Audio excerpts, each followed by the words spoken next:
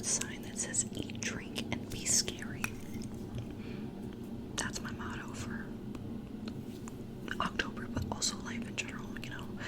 I wanted to get a little festive up in here. These used to light up, and now one lights up, but I can never get it to stop. I finally did the other day, and then my nephew turned it back on, and I was like, it's never gonna turn off now. We also have a bracelet up in here. Love those jewels. Oh, where'd the ring go? Where I had a ghost ring. I don't know where it went now. And I was so excited too because it actually fits on my chubby fingers, which aren't really chubby. I just have like big bones in the middle of them, so not a lot of rings go down them. So like usually I have to put things on my pinkies, but this one went on the rest of my fingers too, so that was nice. Anyways, this is not a Halloween video. Well, not really. So I am going to talk about the books I read in August and September. I was originally going to do them separate, but girl, we are like almost halfway through October. It's not happening. Also, if we could just all collectively ignore whatever this situation is on my neck, because I've also been ignoring it. Just kidding, but not really. So let me start with audiobooks. First of all, August was started out a slow reading month for me because I had the vid, and then it kind of picked up towards the end of the month, and then September, so like I ended up reading like a decent amount in both, but I also started school at the end of August, so like things been like messy. Let me see, so audiobooks in August, I read, I listened to I'm Glad My Mom Died by Jeanette McCurdy. I thought it was very good. Like obviously like fucked up things happen, and like a general trigger warning to people who are thinking of reading it. I had the audiobook on hold for a while on Libby, and then I finally got to listen to it, and it was really, really interesting. Something I kind of liked the way she told her stories was how I feel like a lot of people writing a memoir about like their abusive situation growing up, or like their like eating disorders and things like that, like these shitty experiences, a lot of people would write them being like, oh, my mom was so abusive, like this and this happened. She kind of writes it in as if she's still there, you know what I mean? Like she writes it from like the perspective of her as a child, thinking that like her mother knew best, and that, oh, she's just doing this because she loves me, and like not, even though like she knows and we know that they're not good things happening to her. I felt like it was refreshing, and also made it much more like gut-wrenching the way she wrote it, like she was still living it and still believing these things, and I found that really interesting. So I recommend, but like to an extent. Obviously it's good, but there are a lot of very like serious topics, and if you're going through some shit, maybe don't listen to it or read it. She also very much describes her eating disorder experiences in like great detail, which to some people I guess like could put you off of it, like how like people share like the gross things that happen to them in their eating disorder experience, to like deter people from going down that road, even though you can't always help it, and but also could be very triggering to people like still in the thick of it. So I don't really recommend reading it if you're like really like in that space, because it'll fuck you up. So I guess I'll move on, but I did really like it, and I just realized I didn't give any background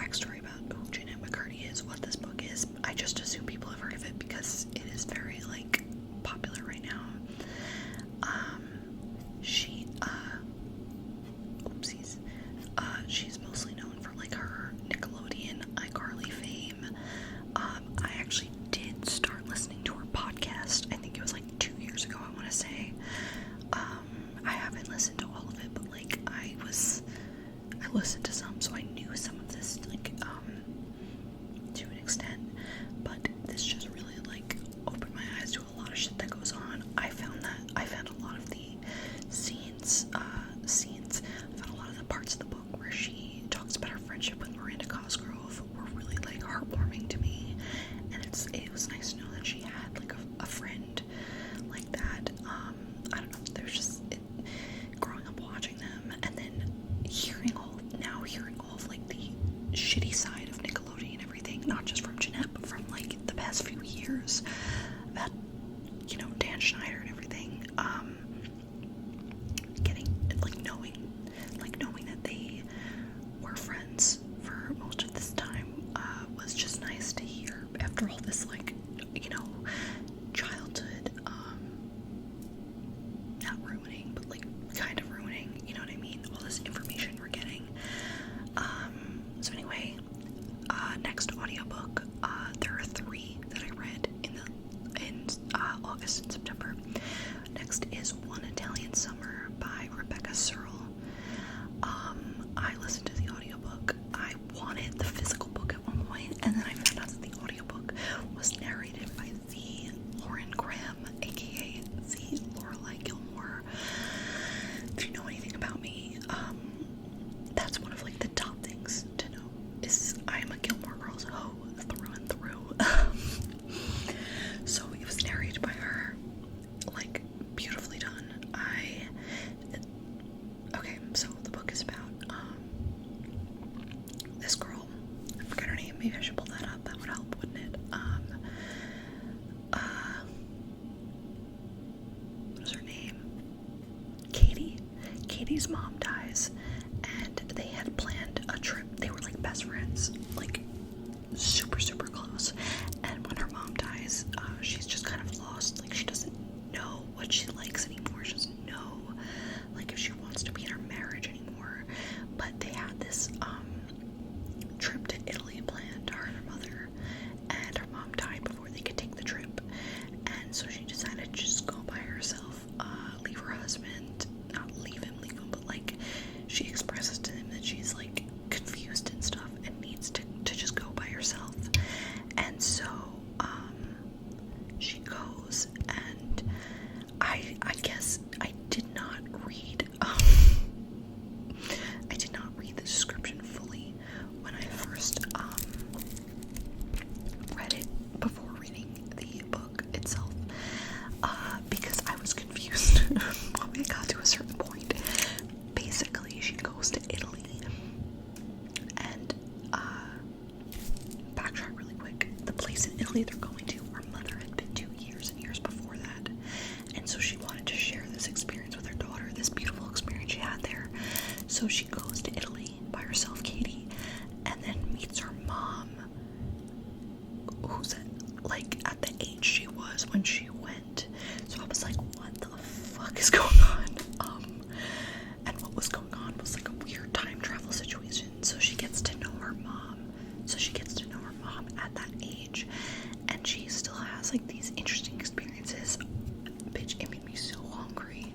There were so many like Italian food descriptions, and like, I'm an Italian bitch, love it. I was like, my stomach was rumbling, and like I wanted like to taste the wine she was drinking. Everything was delicious. I wanted to see everything she saw. It sounded so beautiful. I really enjoyed the descriptions. It did make me cry at some points, because like, it's just, obviously it's emotional, just like based on like the information you're given, like before we even get to the time travel situation. And there's just like, there's this like hotel or whatever she's staying at, and they're having issues, and then what do you call it, so she's in this time loop thing, and then like, not loop, I don't know, but either way, I'm not gonna give anything else away. I really like the way it wraps up and things like that. Definitely enjoyed it. And I definitely recommend, just get your tissues ready, bitch. Also,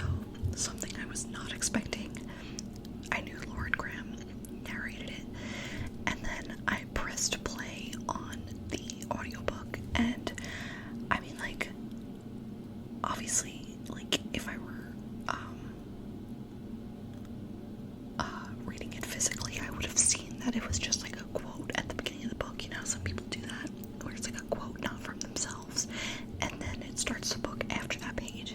I would have known that, but I click play, and all of a sudden I hear in like the Lorelai Gilmore voice her saying that quote from the final episode of Gilmore Girls, where she's like, I feel like I have so much more to teach you still, and she gives her like this like rundown of advice to Rory, and I heard her start saying it, and I was like, hold on a minute, and I had like chills when I realized that she put a fucking Lorelai Gilmore quote in the beginning of the book, and then Lauren Graham read it. Anyways, so that's that book. Now the next book we're gonna get to is, I have a lot of feelings about. It is Luckiest Girl Alive by Jessica Knoll. It is about a girl named Ani Vanelli. By the way, last two books gave 5 stars each, I believe. This one I gave 2 stars, and let me get into this. I read this because I saw a trailer on Mila Kunis's, or no, it was on Jennifer Beals' Instagram, and the movie stars Mila Kunis, Jennifer Beals is also in it, and the trailer was intriguing to me, and I was like, I love these bitches, I want to see this movie. Oh, but it's not out yet. And then it comes up and it's like based on the book, so I immediately went to Libby and I was like, bitch, I want to read this. Put it on hold for a while, and then I finally got to read it, and I've looked everywhere. I mean, I know there's websites to specifically go to for trigger warnings, but I didn't think I would need it. Or just, not just trigger warnings, but like anything.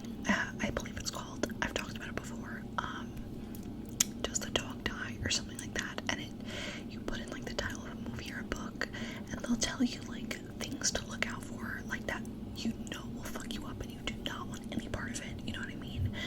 I didn't know to look it up, and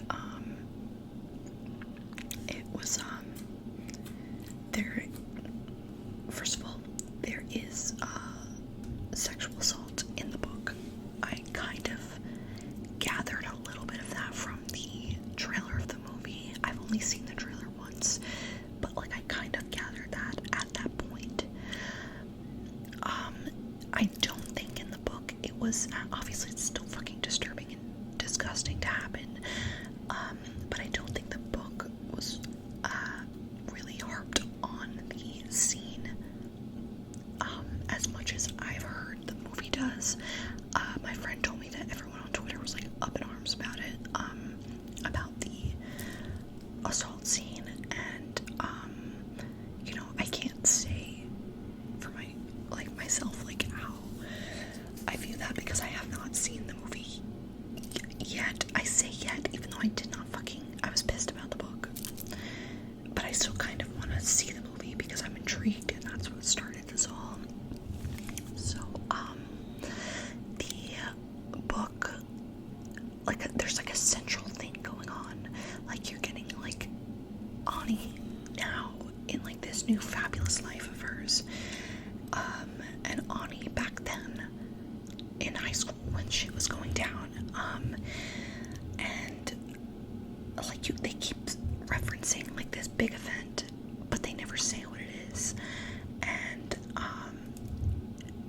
it is a school shooting, and I had no fucking idea that it was going to happen until it was literally happening, like while it was fucking happening, and I literally thought I was going to vomit. It was so disgusting and descriptive, and it was so long, and like really, really gets into detail, and I really think that that should be a warning on like Goodreads, or like on like at the start of the book. Like, not all warnings are spoilers, you know what I mean? I feel like it was really fucked up for this to be treated as like a twist, almost not a twist, but like a reveal. Like the reveal is that there was a school shooting, and I felt really, really disturbed by the content, and by like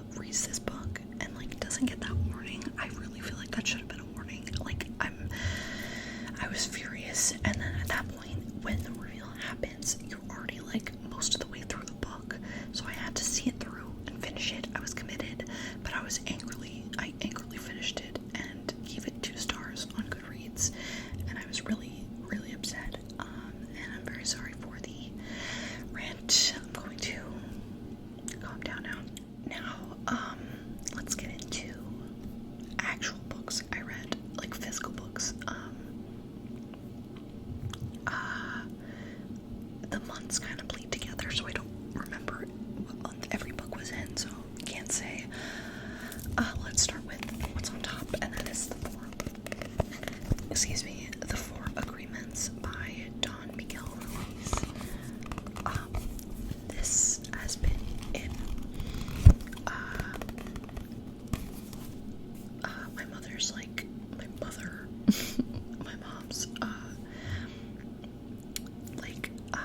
bathroom basket of, like, books and magazines for, like, ever. I want to say it was, like, for, like, since I was a kid, I want to say, but I'm not really sure. But I always remember seeing this, not knowing anything about it, and then, I think it was, like, last year, the year before, one of my friends read it, and I saw her posted on Goodreads, and I was like, hey, the book is in my house. So I was, like, planning on reading it. It's pretty short, and one day I was on the toilet and I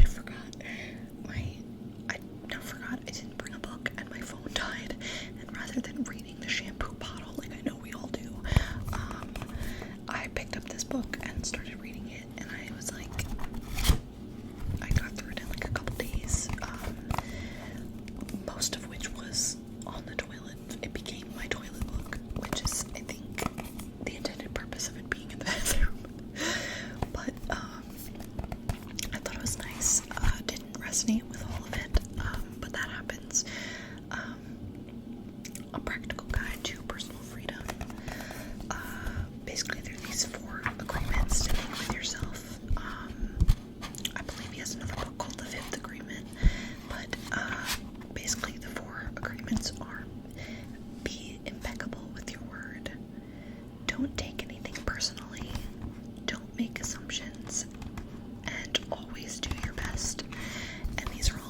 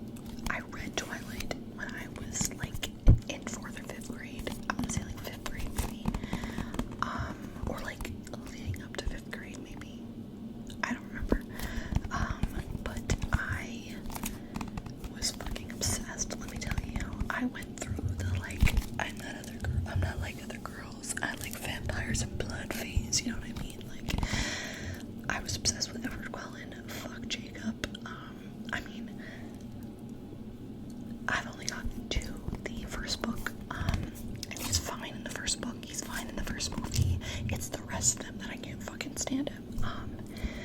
But I have not read, okay, so I read this when I was younger. And then I read, I think, either all of New Moon or part of it. And I remember this because I had a big issue with, like, the beginning part where I was like, why the fuck is she in the woods? I don't get it. I was like, her man left her, that is sad, but, like, girl, go home. And I remember, like, being told, oh, when you're older, you'll understand, Emily. And, like, not really. I don't think it was great. I don't know.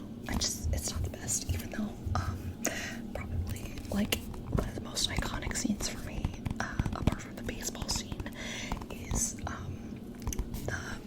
there's a possibility sequence where it's like September, October, November. I love that. That's me. So anyways, to the actual book, I, like, enjoyed it so much more than I thought I would. Because, okay, I also went through the I'm not like other girls, I hate Twilight phase, you know what I mean? I went on my shitting on Twilight rants on Facebook, and now I've just come around to, yeah, I don't agree with everything that goes on. I think a lot of it's fucked up, but I'm also having a good time reading it. I thought that they were just so much, Bella and Edward are so much funnier than I remember them being. Like, Bella's a little comedian, like, their banter is funny. Like, I was intrigued. Something that did annoy me, like, a lot, was, not a lot, I guess just whatever, I feel like it could have been cut down, like, this much if we didn't get so much of Edward just saying, if you're smart, you'll stay away from me. I'm not good for you. Blah, blah, blah. It was constant. It was constant. Like, I feel like every time they have a conversation, he would bring it up, and it's like, yeah, dude, we get it. You're dangerous, whatever. And, like, yeah, sure he is, but, like, get over it. Like, he just kept saying it over and over, and it wasn't in, like, it didn't feel, like, scary. It felt like, just really repetitive, and, like, that was the only thing that really bothered me. I think, he's funny, and I don't know, I enjoyed it, and I can't wait to read the rest of them soon. Like, it really, I was so thrilled. Just getting back to my roots, you know.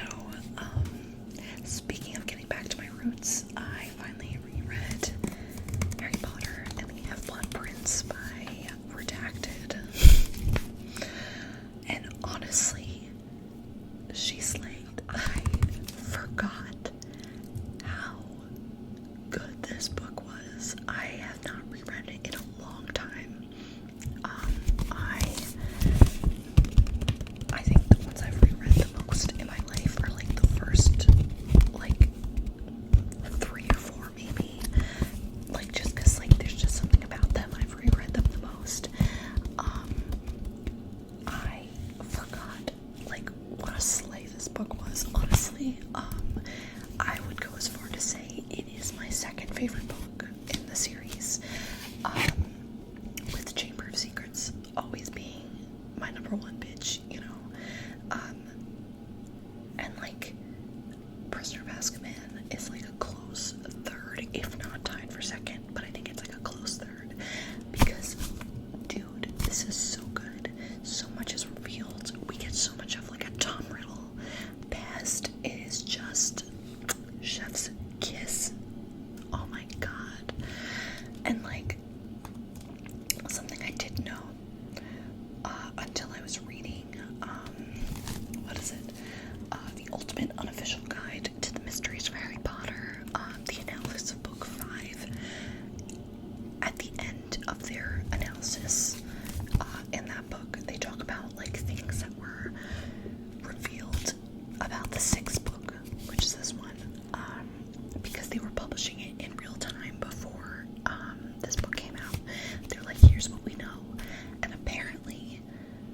which this was something I picked up on during my Chamber of Secrets reread last year. Apparently, she stated that Chamber of Secrets and Half-Blood Prince would be very much connected. Now, I immediately locked eyes on the part in Chamber of Secrets where Harry's in Borgin and Burke's, and he sees Draco walk in, and he sees him eyeing this necklace. Not this necklace. He sees him eyeing like a necklace, and I'm like, he describes it, and I was like, that's the one that Draco curses in Half-Blood Prince, isn't it? And then he sees him eyeing a cabinet, which is the vanishing cabinet that Draco works on in Half-Blood Prince. So that I already knew, and I was so blown away when I read that there was going to be more connections.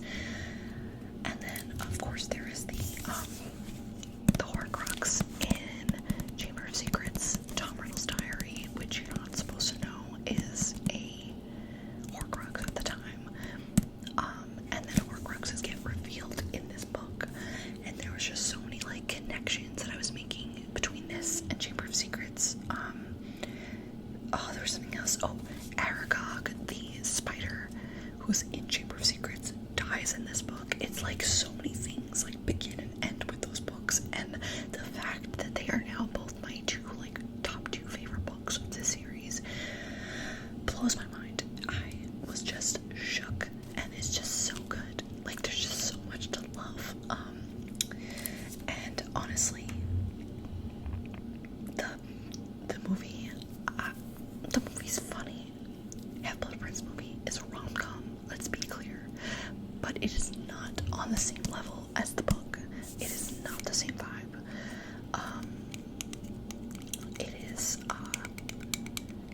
It's not a bad movie, but when you compare it, it's ooh, girl. And I remember when I saw the movie, read the book, and I remember being they literally cut out an entire battle, and a lot of people speculated that it was because they didn't want to take away from the Battle of Hogwarts that was going to take place in the final movie. But honestly, it wouldn't have, because the battle was not as big as I remember it being, because I remember that speculation in the back of my head. So I was oh, okay, I get it. Now that I've reread it, I'm I don't really get it as much, because it was not that big of a battle, but important things happened, and oh god, it's just so good, so good. I feel I'm forgetting things that were even good about it. I love Harry's thoughts about Ginny. They're so funny, because he's suddenly I'm picturing kissing her, and oh my god, what would Ron do? Would he give us his blessing? Would he beat me up? It's this. It's so iconic. It's so iconic. I'm trying to remember what else is connects these two books, but I'm blanking right now. But this is literally just, it's so good. Oh my god, I'm not even showing the back. The back is gorgeous. Oh, the dark mark. And Ron, Hermione, and I'm assuming Ginny, who was also such a big part of it, and she slayed too. She honestly slayed. It's just, it's so good.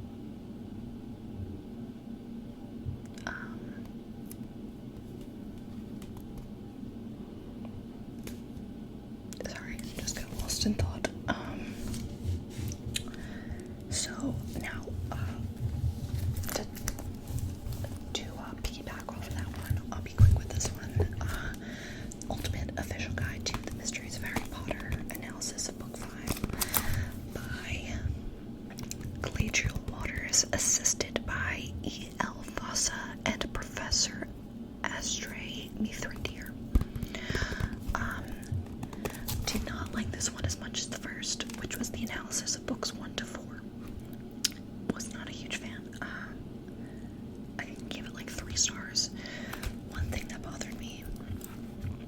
specific thing that bothered me was something that I love in all of them. I've only read these two. Something I love in these like analyses is how they break down like the meanings behind different names, because I've always known that redacted is a clever bitch and puts meanings behind names, and like it's fun to figure out, and I like reading about their like breakdown of all the names. They do break down the meaning of the name Kingsley Shacklebolt, aka one of like the 2 black people in the whole series of Harry Potter. And like they break it down, but then they pass it off as clever instead of like as fucked up, which it is fucked up to name your character Kingsley Shacklebolt. So anyways, I didn't like that they're like, oh, look at her, she's so clever, she named this black man Kingsley Shacklebolt. I was like, anyways, and I also just didn't like the setup of the chapters. I don't know, like I feel like the other one was just better. Like there was something about this one that I didn't like the setup of, and it took me a while to get through. Hold on, my foot's asleep. So I read Malibu Rising by Taylor Jenkins Reid, and I liked it, but I don't think I liked it as much as The Seven Husbands of Evelyn and Hugo and Daisy Jones and the Six. The foot that fell asleep, it is shot up to like my ankle a little bit, and it's like, girl, please stop. Oh my god, yesterday I actually dropped an ottoman cover. We have these ottomans that open up on the top to stick like blankets and shit in, and it's like kind of like, I mean, this top is soft like fabric, and but like the part that goes into it is like kind of wooden, and usually I'd pick it up and take it off of it and then go in, but I just kind of leaned it on top, and then it dropped from like, I don't know, a couple feet high, and the wood hit right on the top bone of my foot, and I was in shock. Like, it was so bad, I was like shocked. So anyways, sorry, I'm just trying to, because I have to hold this with one hand, but I wanted to like tap on the book also. So we've got Malibu Rising by Taylor Jenkins Reid. I ended up running out of the yellow sticky notes on like the one sheet I was using, and then switched to pink so it matches the letters on the front, and I just think that's neat. Basically, in the Taylor Jenkins Reid cinematic universe, this is connected to both of her previous books. I know she has other books, but like I'm talking about like the popular ones. Basically, McReva, which was one of the husbands in The Seven Husbands of Evelyn Hugo. It's about his kids. I know he's a deadbeat piece of shit dad. I hate him so much.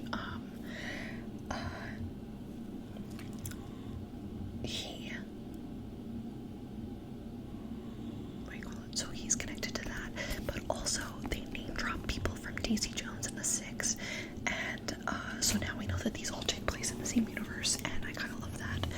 And a character from this, Carrie Soto, is the main character in Taylor's most recent book, which is, I think it's called Carrie Soto is Back. So honestly, slay, misread. Basically, it takes place within like one day. Like each section goes like hour by hour, and then changes perspectives between the different Reva siblings, which are,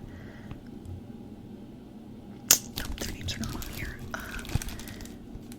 Nina, Jay, Hood, and Kid. Basically they're all going through their own shit, and then it also flashes back to how McReva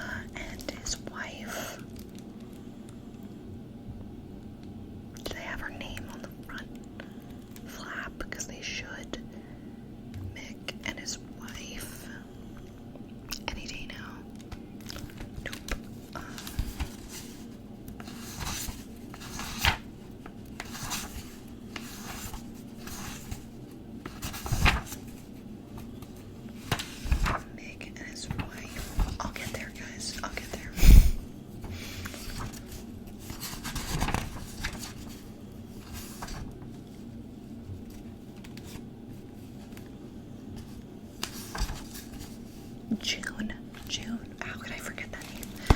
Mick and his wife June, it shows them falling in love and falling apart. Ooh, they should put that on the cover. And like, he's just a shitty husband, shitty father, and it just kind of follows like these kids' lives growing up and what it was like to grow up with him, like being absent, and grow up with the mother being depressed about him being absent, and I thought it was good, but it lost me in places, and I just didn't think it matched up to the other ones, but it was still a solid 4 stars for me, and I still love Taylor Jenkins Reid. I will read her grocery list, basically.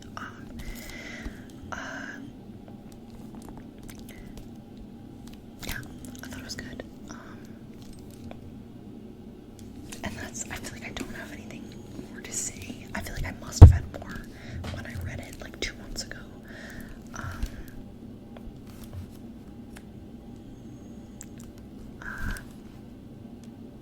Oh my god, that's so funny. I just flipped to the page where they talk about Jennifer Beals, and how she's at the party, which, by the way, this takes place in like 1983. And it says, "Is that the girl from Flashdance? Jennifer Beals, yeah, love her." That's God's work. And by God's work, I mean Jennifer Beals' work, you know what I mean? I thought it was funny, the name dropping of Jennifer Beals, also because she narrates,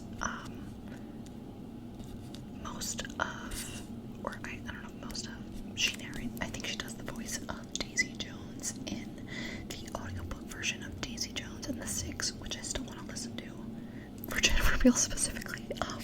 But I think she was also like somehow part of the work to get the Seven Husbands of Evelyn Hugo as like a film adaptation, which, by the way, I'm pissed about that. I can't even say it. The Seven Husbands of Evelyn Hugo should be a mini-series that has one episode, like a long episode for each husband. Duh. Like, does no one else see the vision? And it's gonna be a movie on Netflix instead, I'm pretty sure, which means it's probably gonna flop, I'm not gonna lie. I don't have faith. I'm sorry. So, the last book that I will talk about is Goosebumps, The Haunted Mask by R.L. Stine.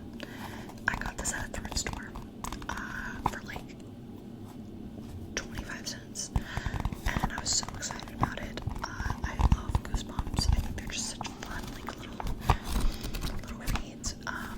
Basically, as you could probably tell, I feel like it's like context clues when you look at it.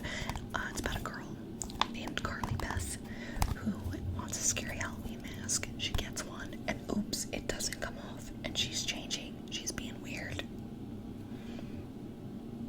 Mysterious. I thought it was kind of fun.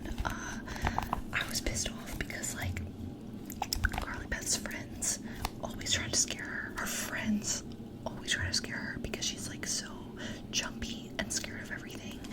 And, like, the first couple chapters, I just wanted to shout at this girl and be like, and shake her and be like, Carly Beth, these are not your friends, girl. These are not your friends. Get some real ones. Get some real ones, Carly Beth. Anyways, unfortunately, I know this says free Halloween mask inside. Unfortunately, whoever owned this before me in the 90s rudely took it out for themselves. How dare you?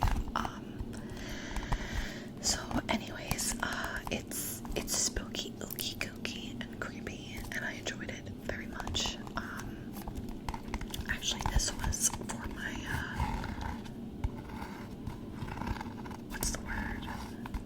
Reading buzzword challenge that I've spoken about before, that Books and Lala Kayla on YouTube created. I believe this one was was Object. This one for August.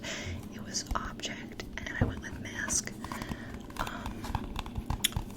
What did I do for September? July, I did Turtles All the Way Down because the buzzword was all. What was September's? Oh, September's was Dark and Light, and I had a couple options, but I went with Twilight, and I'm so glad I did, like, so glad. And I can't wait to read more. Sorry, we're back on the Twilight talk, but I have to. I was just obsessed with, like, the histories of all of them, like, hearing about Carlisle's past and Alice's past, and, like, so much of this is not in, not only the first movie, but, like, in the rest of them either, I feel like. So, I was very, excited to get to read that, and I'm just so intrigued, like, and also I kind of felt like a little kid because I was like, I want to go hang out with the Cullens. I want to be Bella and go to the Cullens' house and learn this intricate, centuries-long family history of their family / like coven or whatever. So fun. Also, like, I don't know, I just adore them. I kind of just want to be in the Cullen family. Like, that's where I'm at right now in life. Yeah, I think I'm about done now. This is gonna be kind of long, but I had a good time. I've been reading some spooky kind of books in October. For the most part,